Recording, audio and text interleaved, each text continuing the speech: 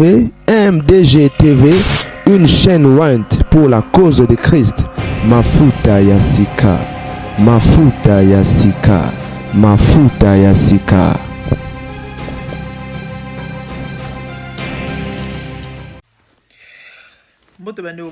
Certainement vous allez très bien. Moi je vais bien par la grâce de la MIFA et naina sa vidéo très rapide.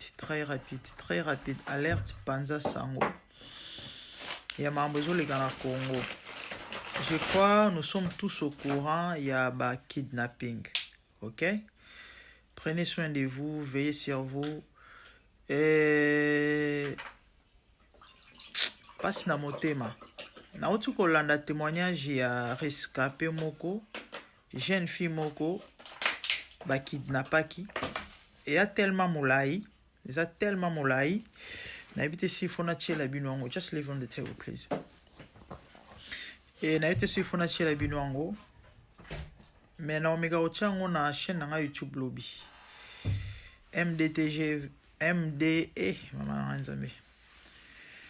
MDGD Mafuta Yasika. Je crois que tu veux bien chaîne na YouTube sur bitika abréviation de na zoloba MDGD TV Mafuta Yasika. Ka ndingo yoki wana na YouTube. Omone bimiselo photo na lobby na ochango. Toza butu, toza jeudi le 19 mais toza déjà butu makasi. Lobby vendredi je crois na osale fort avant midi na kota émission wana. Beaucoup de témoignages n'engagent jeune tu wana zoko expliquer. Mambo ikomeli et là on a lina beta c'était to pena lo bana bato bo bande ko bo kuta na vidéo o ezaki boke bana ba taxi ba benga ngonini ba transport public ya ba moto hein boke bana ba moto boke bana ba catch bo utiliser plus ba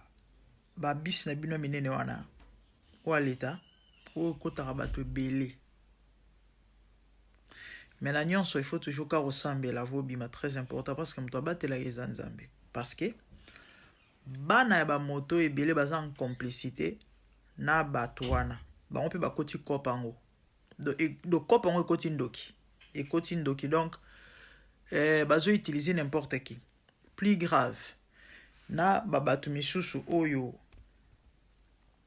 ba salara musala ba benga ngo ba misala nini misala oyo esala ke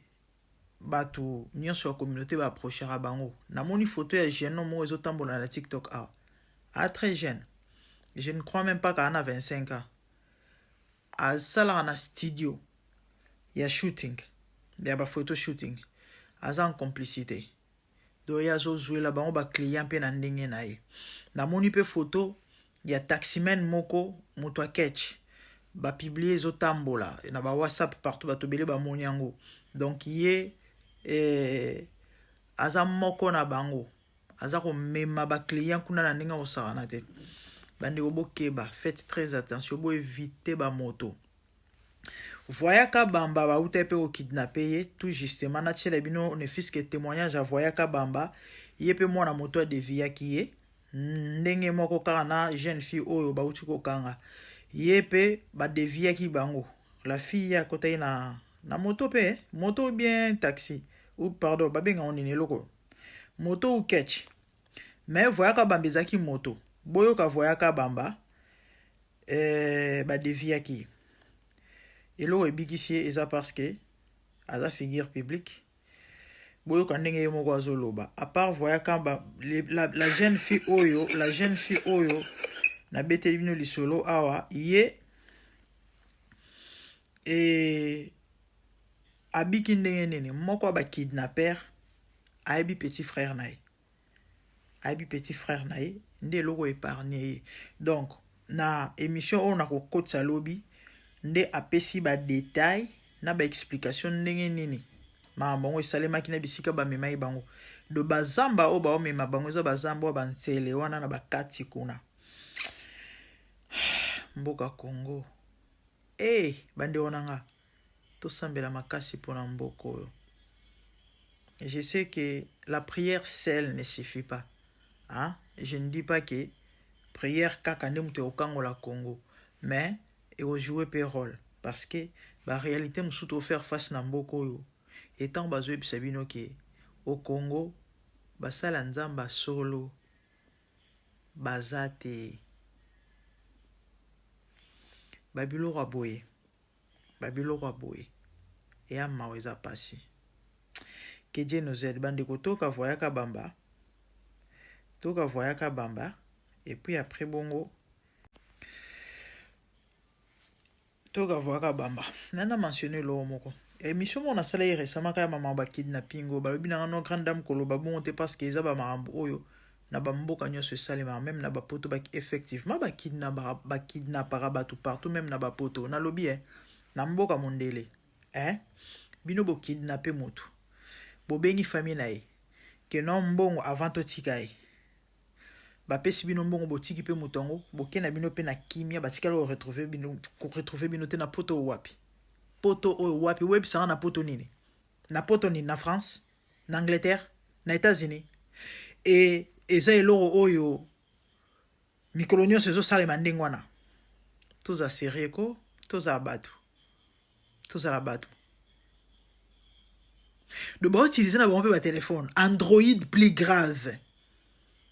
oyo eza na ba système nyonso po ba localiser bango na pete siko service à renseignement ya mboka kombo sana nango nini niveau insécurité bato ba éviter ba pesa confiance na nani siko eloko esa mabe na mambo yo bato nyonso bako mitema mabe na mboka Congo yango eske ezaka pona nzala na pasi parce que na bato normal bakoti kopango bana besoin mbongo do muto boko soupçonner na mabete mwana ndaku oulala ça ne va pas franchement ça ne va pas insécurité na ville ya Kinshasa bakonzi bakroise maboko balobi etali bango te bato moto bakomi bacriminel bakonzi bakroise maboko balobi etali bango te peuple ezozala enlevé bazo assassine peuple bakonzi bakroise maboko balobi etali bango te nayokaka balevaki ngai basalaki ngai bakendaki na nga moi voyant je vécu ça lobinga moko na moni yango nautaki makanga na mbinza nakomi nazwi moto nakomi na magasin c'était 22 heures passées nazwi moto na magasin lemba 12 000 toye na biso bien tokomi na rond-point molare ekoti cinquantenaire toleka na cinquantenaire namoni moto amotali ngai hésité mais c'est comme moche nini habité peut-être nayebi te toleki namoni motuka na bato bateleme namona bato yango suspect juste na triomphal na PNMLS tokatisi sayo tokoma na ngambu ya palais du peuple na triomphal tomoni tiepe bimela biso liboso babwaka biso baarme na bisi muta moto avance nzoka muta moto aza na bacriminel wana ndenge naloba muta moto agifla ngai mawa kota na motuka na koti totamboli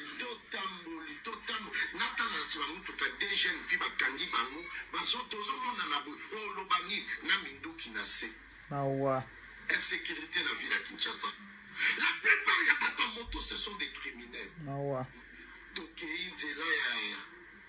ya auditorat tobimi nini tozongi PNMLS tozwi pongabi ekwa triomphal tokei toleki kalfungula tokei tiga central bakende opelisa mwinda kuna moto aloba biloba na réseau sociaux nga naloba biloba te yo tokotela basi j'ai commencé déjà à trembler nakomaki faible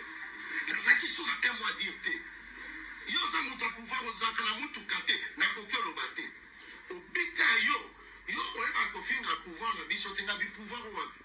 o pouvoir sorta nga binafinga ndenge nini yo nano finga biso te nga bi esali ndenge nini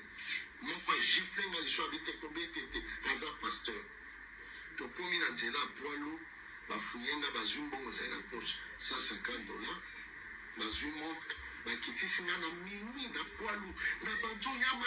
makolo tina gaz certain pour Kubanga. Ma fille en a mis balai bakena bango. Bah ouais. Batamoto belé bakoma criminel. Effectivement, batamoto belé bakoma criminel, même bataba ketch, bokeba.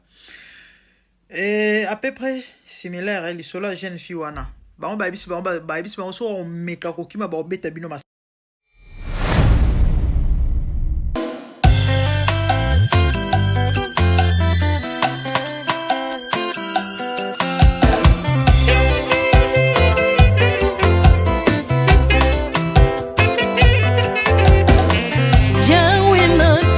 mokili oyo namoni te natangi na histoire ya monde namoni te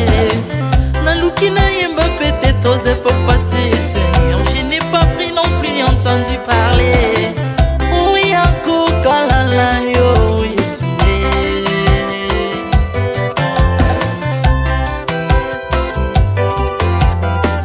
même na domaine ya sorcellerie nationale atana oyo ya international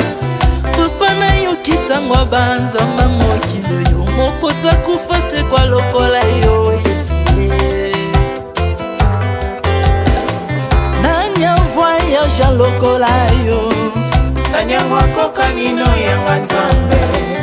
uni masomo ya ekusu konanga okufose kwa poyo zali nzambe Yesu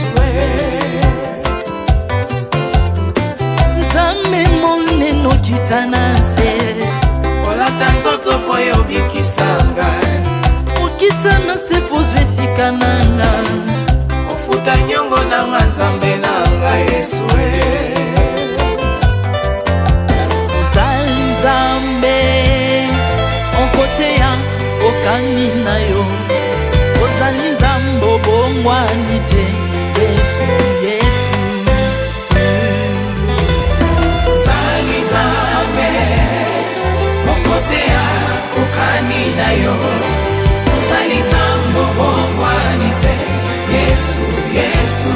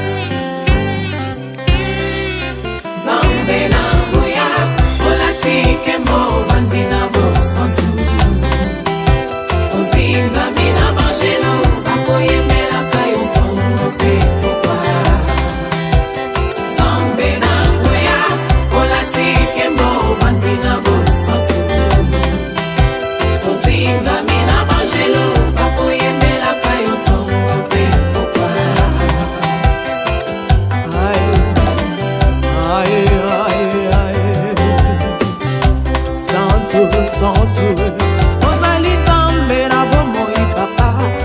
ozali nzambe na bomoi yawe ozali konzi oyo esimba bomoi nanga ozali nzambe oyo abikisa maladi nakokende wapi nzambe soki na yo te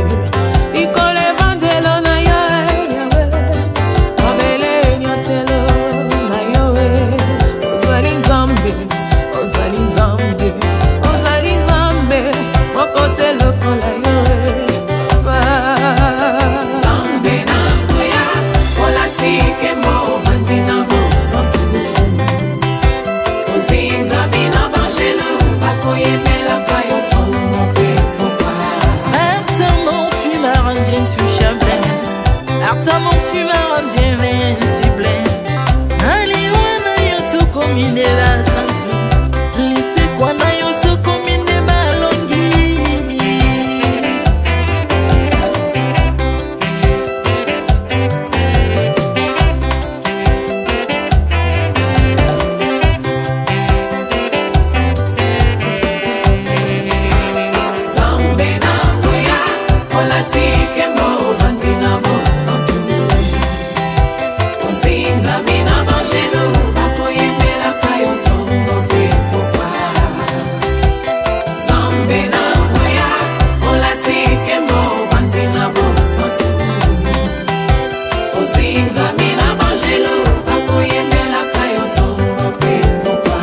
autrefois ngai nazalaki binzo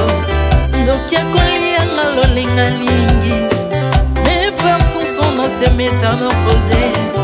osimingo sambwe maladie na biso olingo bebi naza toxique grâce à lui.